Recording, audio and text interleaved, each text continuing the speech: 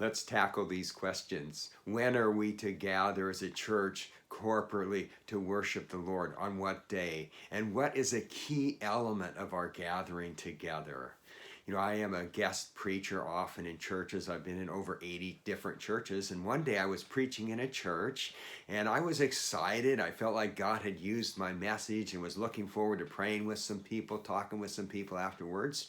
And a woman came forward. She said nothing about the worship service, nothing about my message. Her issue was, why do you worship on Sunday? And she took a long time trying to convince me that I was wrong, while others waited to pray, and some of them, I think, left. That was unfortunate. You know, over the years, I've received books and I've received phone calls as a pastor, people trying to convince me that I am going to hell because I worship on Sunday instead of on Saturday. They've made it a salvation issue. Welcome to Truth Talk with Ed Skipper, published every Monday and Thursday at 6 a.m. Pacific Time, where I take the truth of the Bible and apply it to your daily living. Let's look at the Fourth Commandment again. This is found in Exodus 20, verse 4. Remember the Sabbath day by keeping it holy. 6 days you shall labor and do all your work, but the seventh day is a Sabbath to the Lord your God. And then it goes on to tell the Israelites that foreigners are included in this, and so are animals, that they are to rest. And the Lord rested on the seventh day. It's the Sabbath, making it holy. So here's what we have. The Sabbath, Saturday, celebrates creation, and Sunday celebrates the resurrection, which is the completion of redemption. Now, the Apostle Paul made it clear in the New Testament that believers are not bound to observe special days. And what we have in the New Testament is that believers began to gather on Sunday morning or on Sunday for their worship times. So the creation celebrates God giving us ourselves as well as everything else.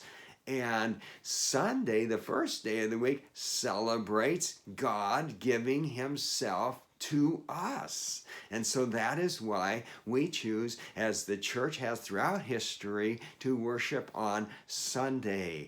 But the important thing is not what day we worship, but how we worship. So what's a critical element of worship? Listen to Romans 12:1. Therefore I urge you, brothers, in view of God's mercy, to offer your bodies as living sacrifices, holy and pleasing to God, which is your spiritual worship. What is our spiritual worship? To offer our bodies to God, to offer ourselves to him. True worship is not only proclaiming who God is, his greatness, his grace, and his holiness, etc. That's a big part of it, but also then offering ourselves to him.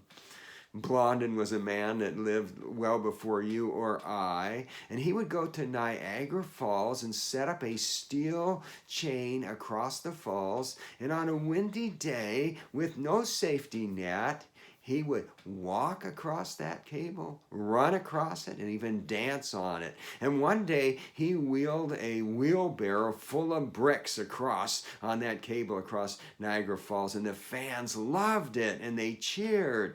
And then he said, "Do you believe I could do this with a human in the wheelbarrow?" And the people said, "Oh yes," they were enthusiastic. They couldn't wait. And then he said, "Who will volunteer to be that person?"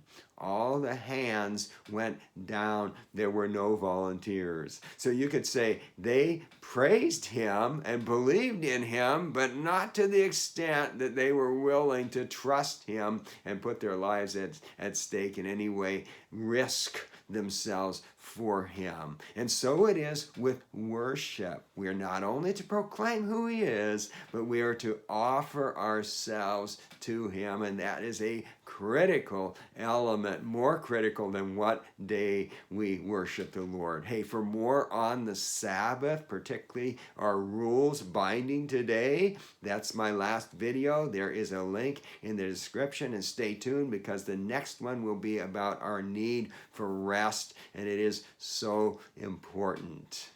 And until next time, may your worship include not only proclaiming who the Lord is, but submitting your life to Him and making yourself available to Him.